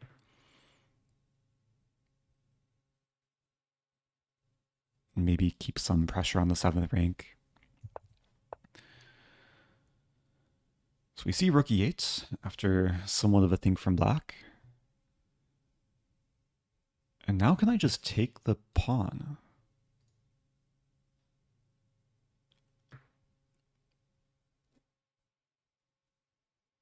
Is it poison or is it free food? Or is it poisonous free food? And this does create some potential discovery. But what is black going to do? Like bishop a3, I take it.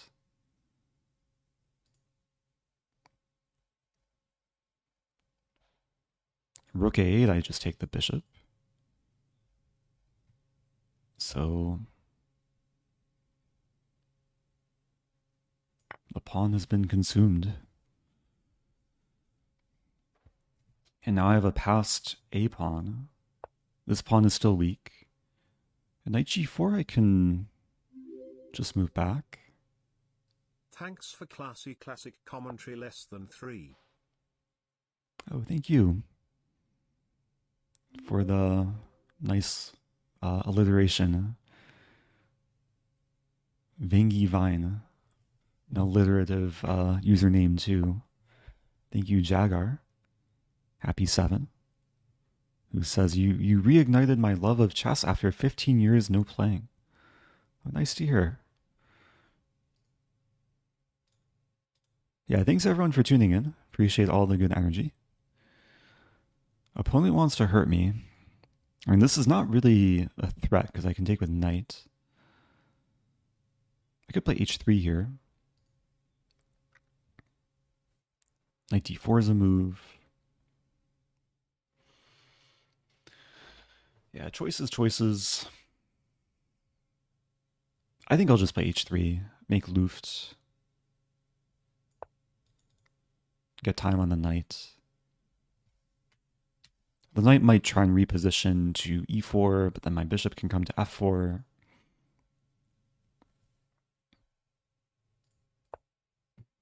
Knight h6. Maybe preserving f6 for the bishop.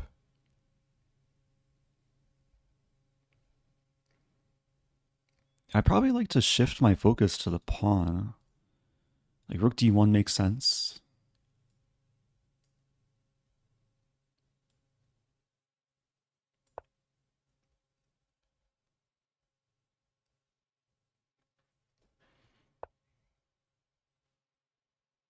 I can't take the pawn because this rook hangs. Sneaky. I do have this move, but then queen c2. So maybe queen b6. The simpler approach.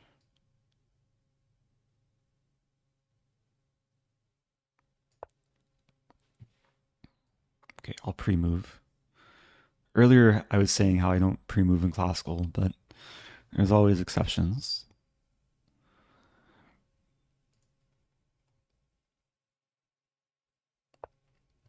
Bishop f6. Now can I take? Rook's defended.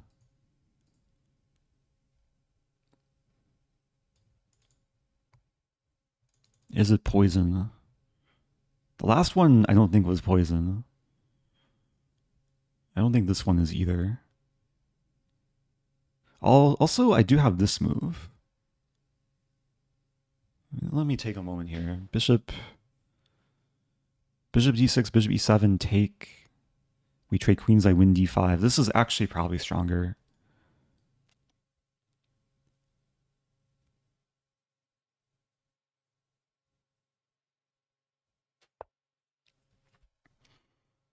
Yeah, sometimes when you see free food, you want to look for tastier food. That move I missed, though. Do I still get a chance to win? Ah, rook d8's coming. Yeah, maybe I should have actually just taken. Oops.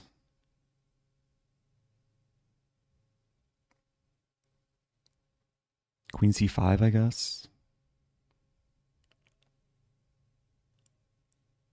It's not a big oops. Like, I'll just make sure I don't lose my bishop. Assuming the rook moves, I move my bishop back. I might even still win the pawn.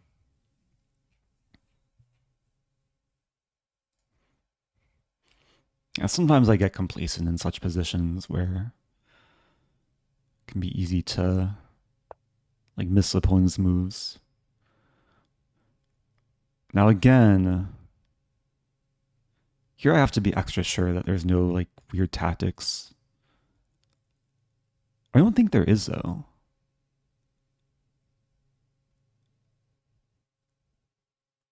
Unless is there knight h4?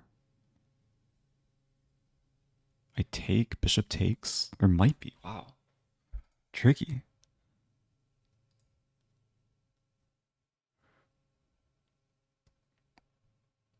Well, that's a tournament. Tournament's over, so this game won't count. Let's try and at least clean things up. I'm considering rook b6. Just a way to try and simplify.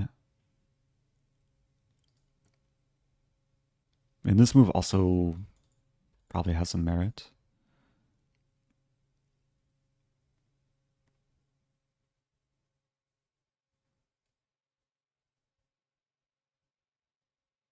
Wait, rook b6, bishop e7, I take. Take. Yeah, should be okay.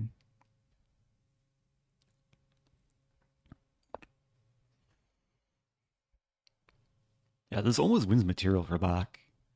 Attacking my queen and creating the battery, but it just leads to trades.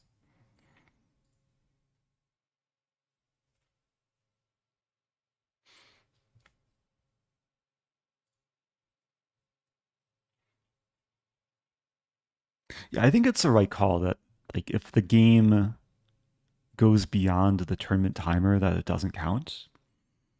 Because then, like, when the tournament finishes, the standings could still be affected well after. And I like the approach that Chess does over chess.com. Or on chess.com, if you're playing a game in an arena tournament and the tournament finishes, then the game just gets aborted. Not only does it not count for the tournament, it just, you don't get to finish it.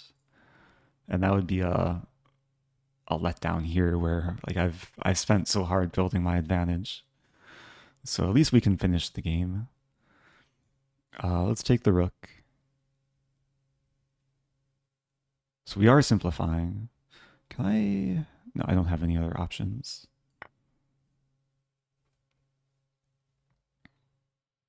So this, and this are all playable moves.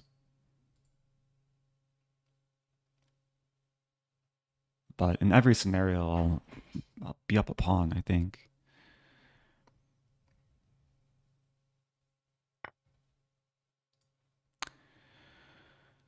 So queen stay on the board. Queen c2.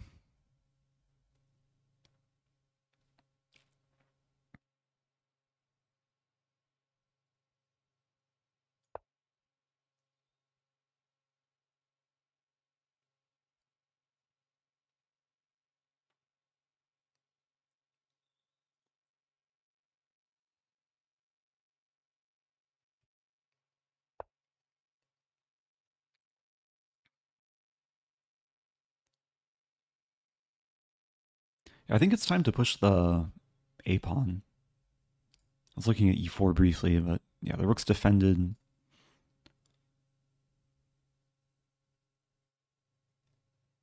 Does black want to play this, though? d4, e4 should be fine.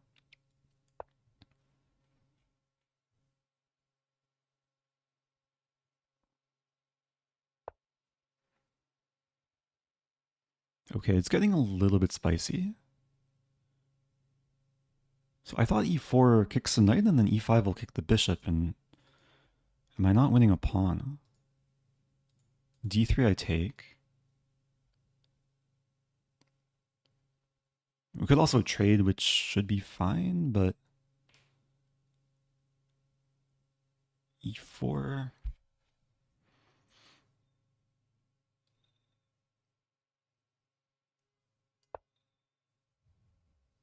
It just seems like these pieces are about to get exploited. Maybe there's knight h4. If I take, I don't win the pawn immediately.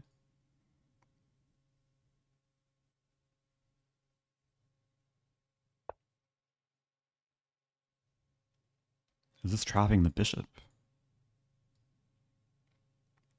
Ah, knight d5 or knight g6. It looks good. Just want to be careful. Yeah, we're going to see the counterattack. And if the knight attacks the bishop, I take and then take and then take.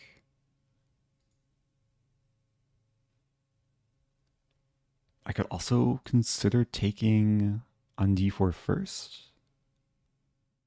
Oh, there's a line. Takes. Nah, I was thinking takes and the queen c7 hitting this and this, but then takes defends both things. So maybe I just take, and then take. d3, queen c7, queen f6. Up 2 pawns.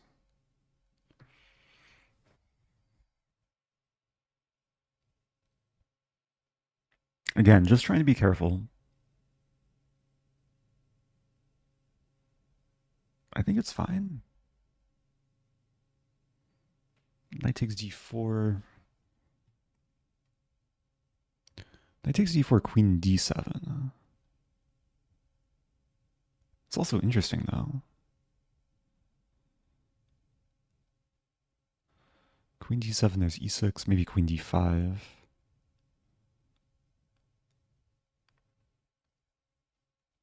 There's also rook takes d4. I don't want to burn too much time here. I think this should be fine.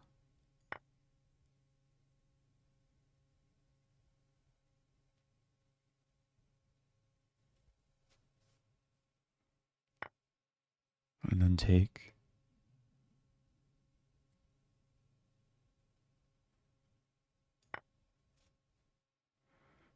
It is getting spicy though. Like black has some activity. Have to watch out for my king side and this pawn. The calculation was queen c7. Attacking the rook. Attacking the knight.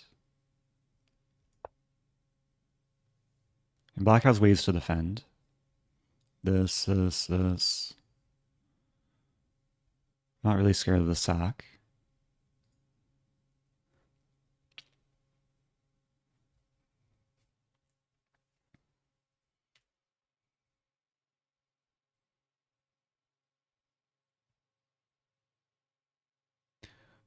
I'm just going to check my opponent's blitz rating. Doesn't play too much blitz. Actually plays more classical than blitz.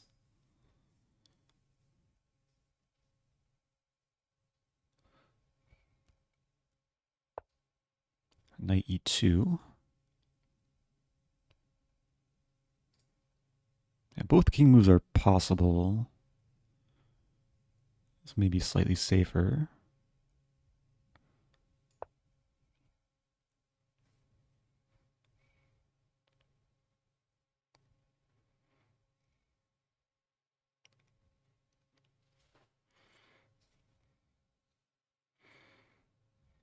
It's hard to make use of this pawn.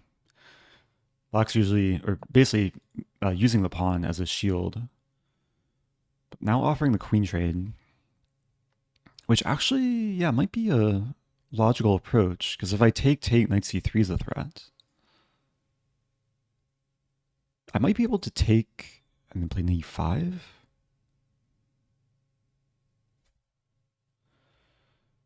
I'm leaning more towards this move, queen a5. Preventing knight c3 and hitting h5.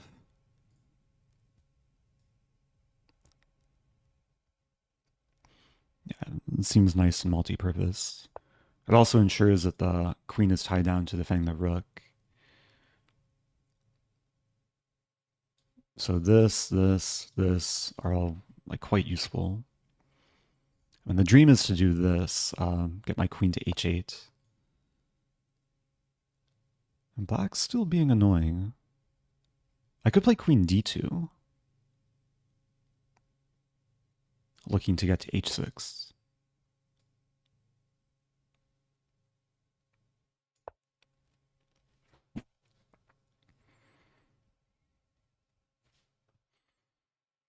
In such an open position, it's so important to have like a good sense of the board geometry, of how the queens can maneuver.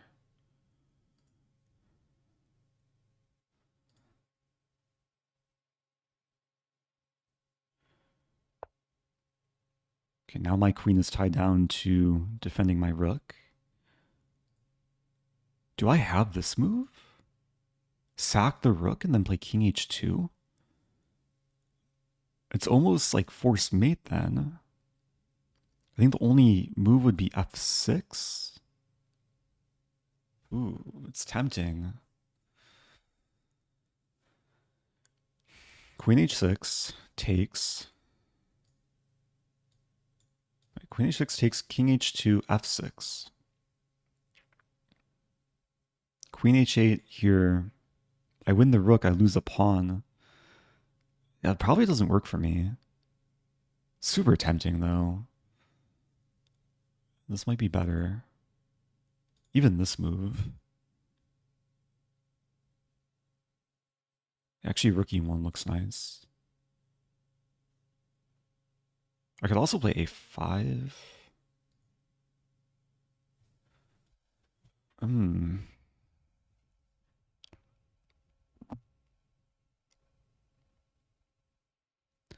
Rook e1.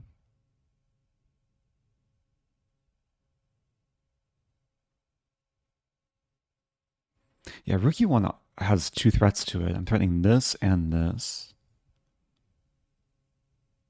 Or am I? Maybe I'm not threatening rook e2.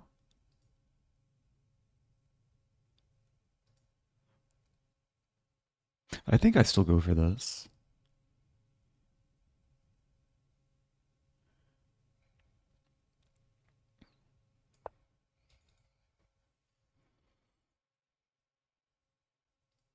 I guess I am threatening this when I can take with check. There is a move rook d6 where then I don't think this works because takes. If I take the rook, there's queen d1. This is probably the best try for black.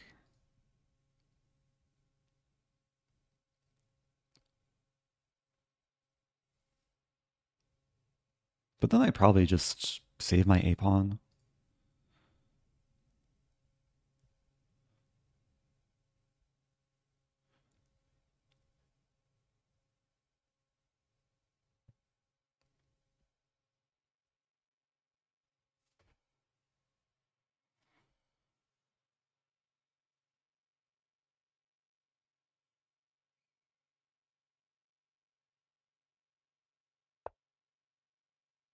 Oh, that's a move too. Somehow did not expect that. If I play this, there's rook d5. The good thing is the knight's pinned. I could just start pushing.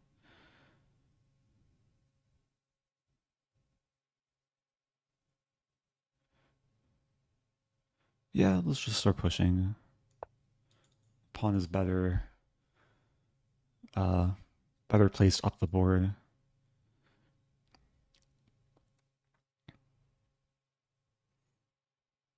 And black's kind of stuck here. Like the rook's tied down to defending the pawn. The knight's pinned. King g7, I had queen g5. Rook d5 makes sense.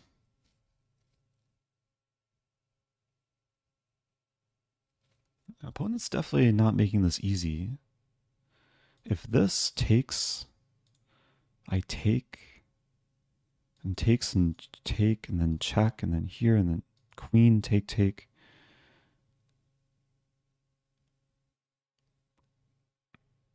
Ending should be winning for me.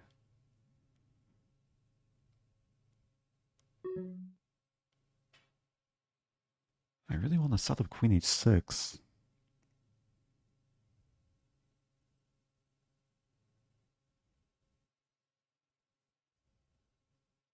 I think I just go for a6.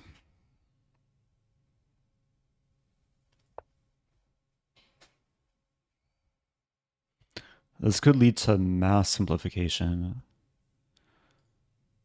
Takes and takes. We'll have rooks and knights come off the board. And some pawns.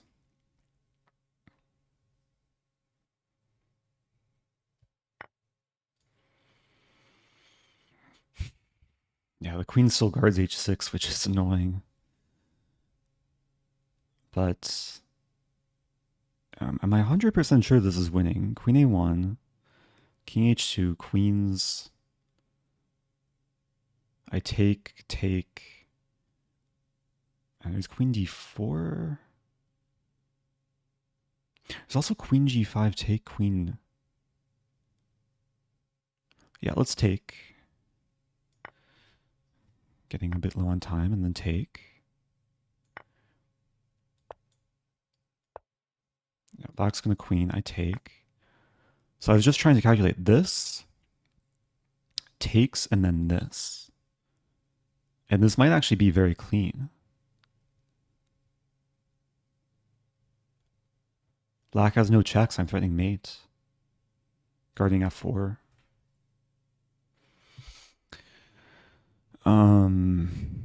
Anything I'm missing? Queen G5. I guess there's Queen C3 or something, but F4.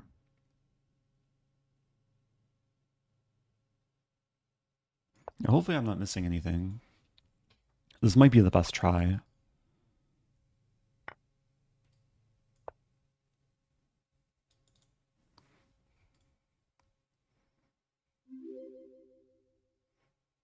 "45 months of great content." Oh, thank you, Stephen. I think black is realizing now that there's no defense.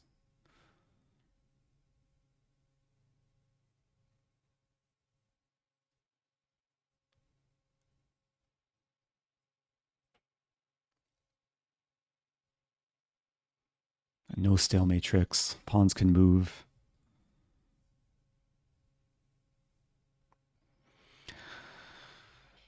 Long battle. Black put up a lot of resistance.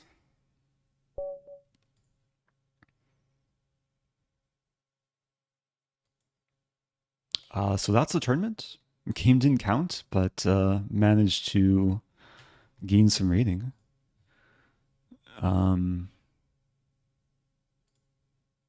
Looks like the computer analysis is crunching through the game. Yeah, this opening is it's one of the most critical lines in the London. I think objectively, like at a very high level, black is fine in this line. But the main line is bishop e7. Bishop takes e5. Yeah, maybe slightly dubious. Allowed some initiative from white. And looks like I found at least an acceptable continuation. Engine says queen c2 is best. Setting up some pressure on the c file. Yeah, it's not a move I considered.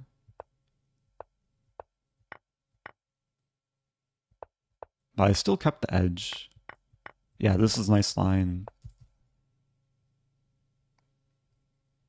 Okay, apparently knight d4 was better.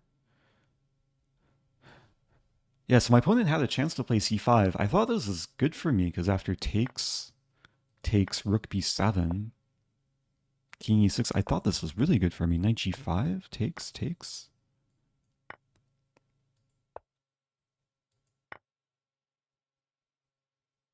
I don't fully understand this. But maybe, yeah, maybe black just holds on. From a distance, it looked really good. So my opponent probably should have played c5. After castling, yeah, I just had a lot of pressure, won the pawn, and was it a clean conversion? Maybe not super clean. The finish was nice though. I like how the engine like hover, or the one of the best moves is to promote to a knight, perhaps, but okay, yeah, white's winning. Queen takes h5 is best. Black could resist more with queen e6. Okay. We can see the engine graph here. So this is the one moment where black could have been okay, it seems like. Anyway, yeah, I think I'm gonna wrap up the stream. Got some handful of instructive games. Thanks everyone for tuning in. I do appreciate all the viewers, new viewers, returning subscribers,